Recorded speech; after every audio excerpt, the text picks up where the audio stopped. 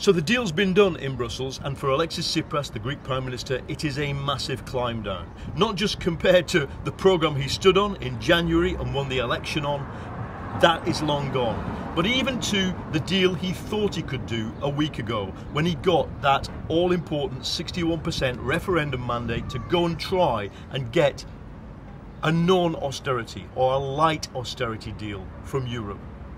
He's failed. Last night, the Greeks effectively had to hand control of their economy to Europe. Not only on the big things like the debt and the budget deficit, but on little things like how many pharmacies per square mile there will be in future, whether bakeries will go on being these small, family-owned, very socially cohesive, quite quiet businesses. That negotiating team from Greece will come back here now to Athens and try and sell the deal like this. First of all, they've got something they never had before: debt restructuring. That is, Angela Merkel has admitted you have to go away and look at pushing Greece's debt repayments into the end of the 21st century and reducing the interest rates. What they've got in return is some restructuring of the debt.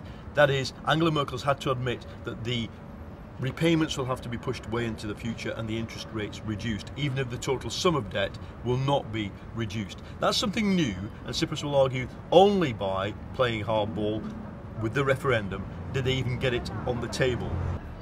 As to the 50 billion privatisation fund, it is both a humiliation to Greece, headline, and a problem for everybody else, because to date, only 7 billion worth of assets have even been targeted for privatisation in Greece, and that includes all the obvious stuff. The airport, which has gone, half the container port of Piraeus, which has gone.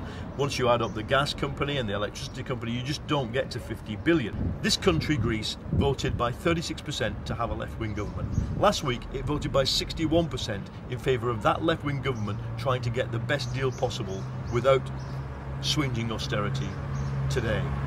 This morning, the wishes of the government, the wishes of the people have been twice overthrown by Europe. And everybody is worried now about what signal that sends. Leave aside all the rhetoric about it's a coup, it's not democracy.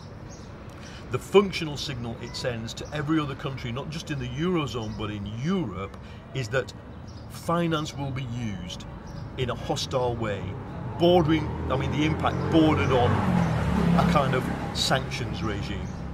Finance will be used if you float the sovereignty of Europe.